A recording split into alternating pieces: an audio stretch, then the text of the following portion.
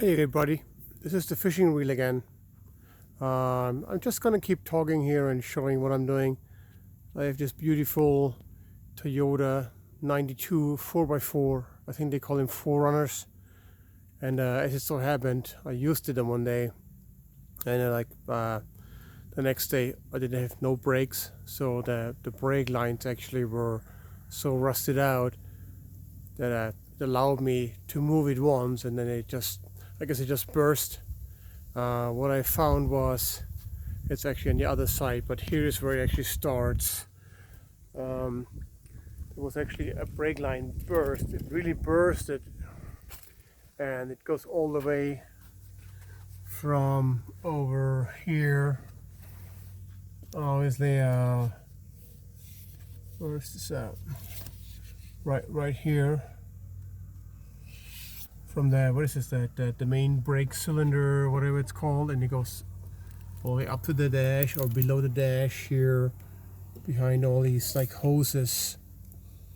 And this is all loosened already, loosened up.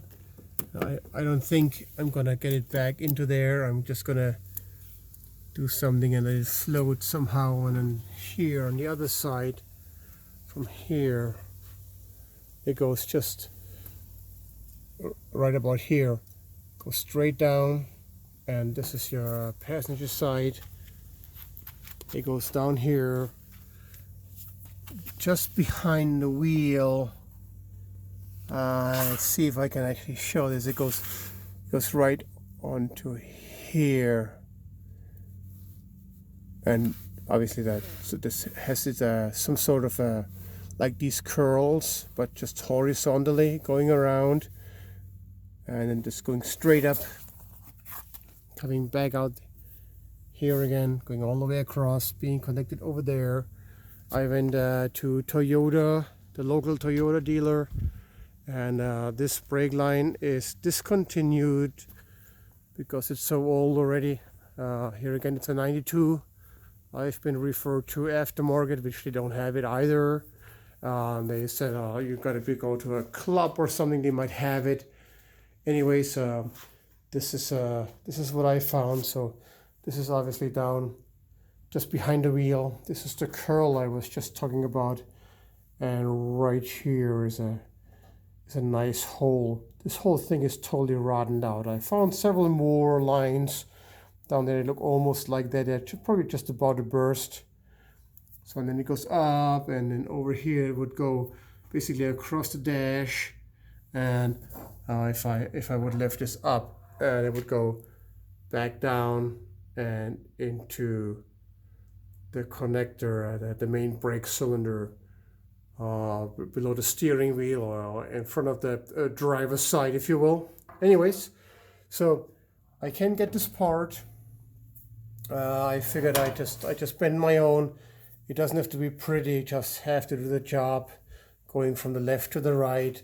And I'm thinking this curl here probably is supposed to make up between the movement of the cab to the frame, so it can actually give and let go. So that's probably why it's there.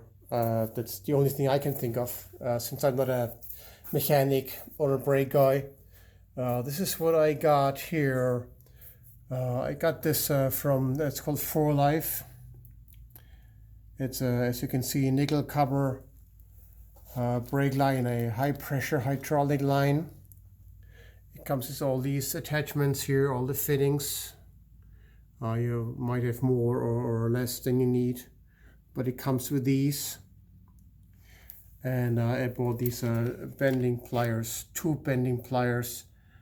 I don't know if I need them because 4L says you can actually just bend them by hand. I'm sure you can, maybe not that exact, or you might kink, and then what are you gonna do? I'm gonna start over.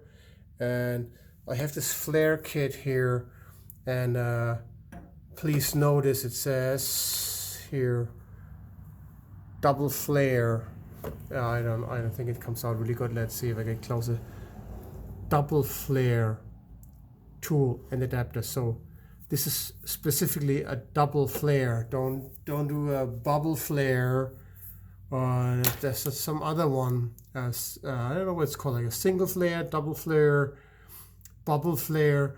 Bubble flare is not convenient, and there's another flare, 37 degrees, and I think this is actually called the SAE flare kit, which is mostly used in Japanese and all of the European cars. It's a 45 degree double flare. You need double flare, and I have seen many reviews on Amazon, for example. It's called like Shankly or something, and throughout all of them got like one and a half or really very bad reviews. The line won't sit in here exactly, and it would slip out. You can't get a good flare. This one, I haven't used it yet, to be honest.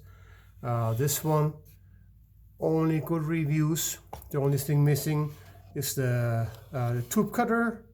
I have a little like thumb tube cutter anyways, and a reamer that once you cut the tube, you just ream it out on the inside and get the burr off to get a real good flare. So I tried it. Everything seems to line up really well. This is really well centered. This is really well centered to the yoke here. Once you put your line in, these guys here, they are really well centered. So I don't really see a problem here. And this whole set, so these are 25 feet. And the pipe benders here as a deluxe, if you want to see it right here. And this was all I got it all from Amazon, and I think it run like $64. So if you would need to buy this, if you could actually find this at Toyota, you probably pay close to like $120 for it. You go to a shop, it costs you $120 anyway because you got to pay the mechanic. So if you're a little bit handy, you can kind of bend it in place yourself.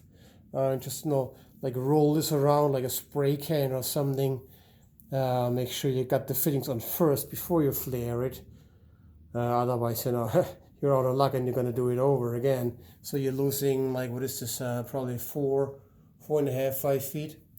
So for like $20, I got 25 feet of a brake line, and I can probably do almost the whole truck with it, all the problem parts at least. Let's say half the truck. And I spend another $20, get another coil. I can do the other half. So yeah, so what I learned is make really sure that your flares are really good. Don't cut any corners there. Just get a good tool here, a good flaring tool, make a good flare, and you should be totally in business. And this is what you are getting, and this is the set I got. And this is about $64 plus a couple of cents in tax. So, and this actually was the problem. You can't miss that. All right, you got it? Oh, thank you so much for watching. And this was the fishing reel. And like, subscribe, and share. And this is it. Thanks for watching. I'm out.